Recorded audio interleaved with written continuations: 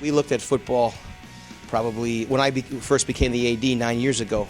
We investigated football and knew that it wasn't the right time because we didn't have anybody to play. And playing a non-conference schedule, trying to put a non-conference schedule together would have been athletic suicide. But when we joined the MAC, that was really the move that triggered us to look at football. And we started our exploration not long after we joined the MAC. And I think that every one of our coaches and every one of our student athletes feel like they've been dealt with fairly.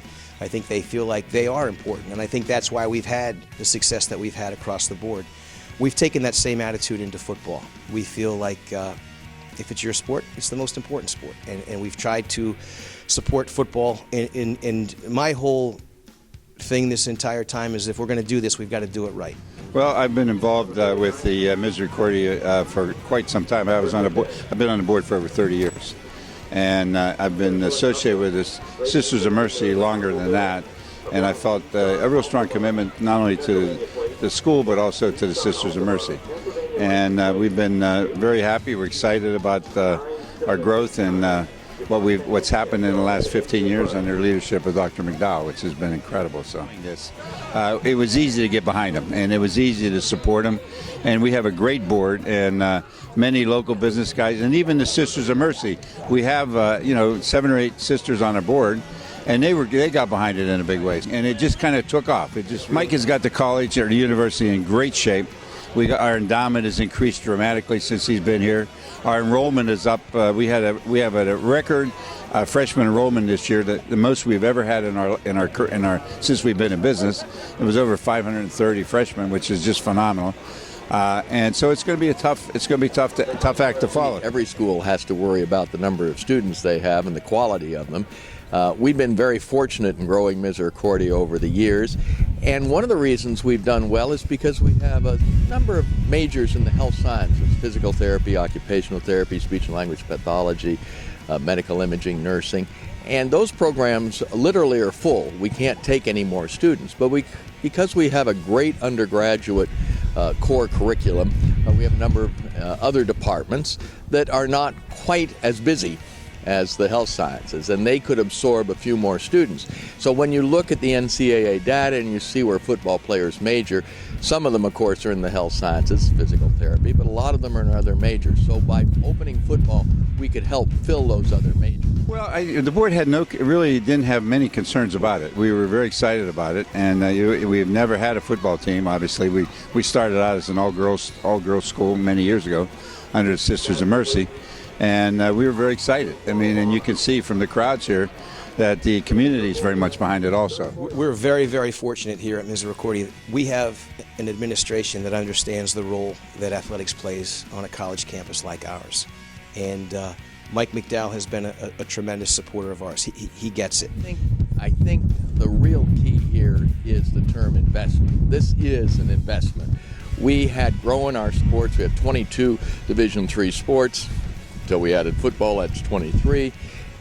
We had a fine field house and other facilities, but we needed to add to the facilities. And so football gave us an excuse, if you will, to build a brand new outback field house, a brand new baseball diamond. After all, we've ended up first place 2 years in a row in baseball, and to add other accoutrements and venues that make athletics even more important here. So it's been a win-win across the board. We did it because we had football, but we did it because we want to serve our student athletes better. We announced October of 2010 that we would start football. So in less than 2 years, we've put together about $20 million worth of construction. We built a field house, built a baseball field, renovated a turf field, built a bleacher system with a press box,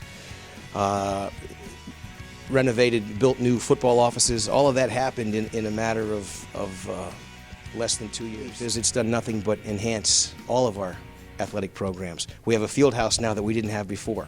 Every one of our field teams, every one of our field sports now has its own team room.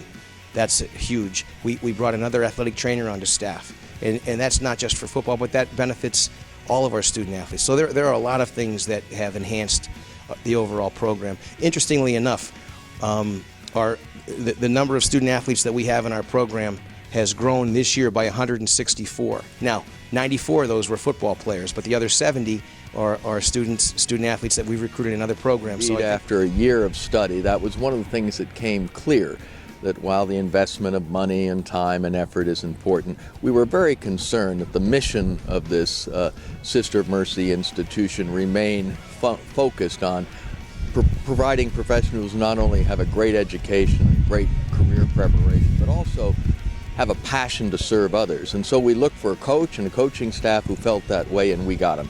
Mark Ross is a fine example. Sure. Hiring the head coach was the key to everything in my view. And I felt like if we got the right guy for this job, that we would be laying the groundwork for success.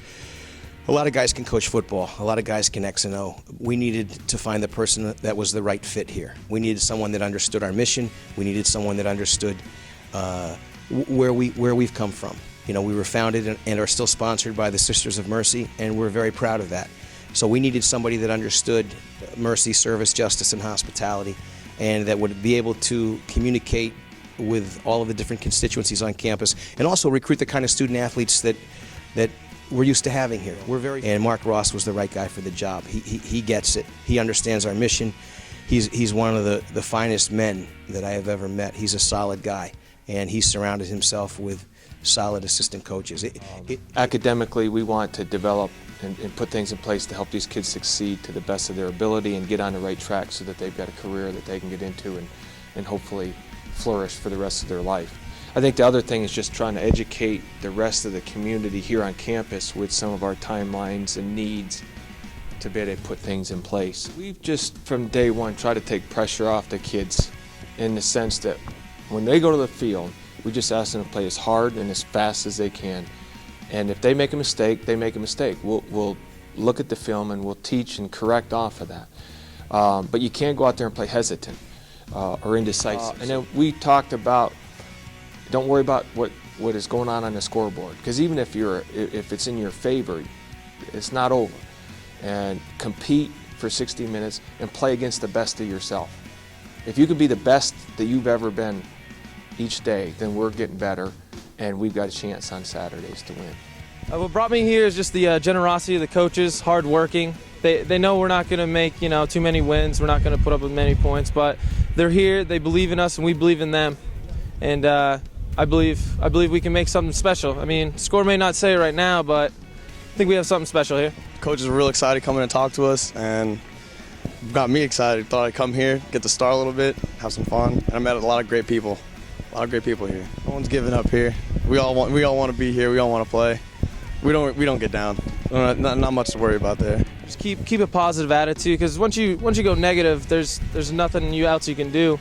You just got to dig yourself out of a sand pit. But just stay positive. It's the first year. You got to realize that kids are here. They're working hard. I respect them. His attitude is, how can we do better each day, not how can we win every game each time we go out. And so he looks at progress in small steps, not major steps. And that fits in very, very well with this institution. Our successes early on, as you mentioned, Ken, aren't going to be measured simply by wins and losses. We set a target number for our first year, and we've exceeded that. We brought 94 guys back to camp for a first-year program. That's fantastic. That's a good place to start.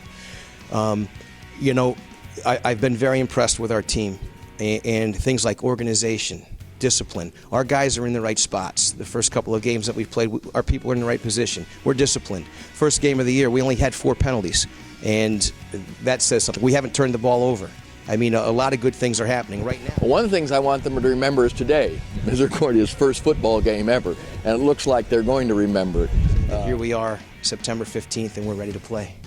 Today's a great day for Misericordia, and I think it's a great day for the MAC as well. This has been over 2 years in the works, and to see it all come to fruition is very exciting. I think today is kind of a crescendo of the whole thing. Even though it's week 3 for us, people on campus are so excited.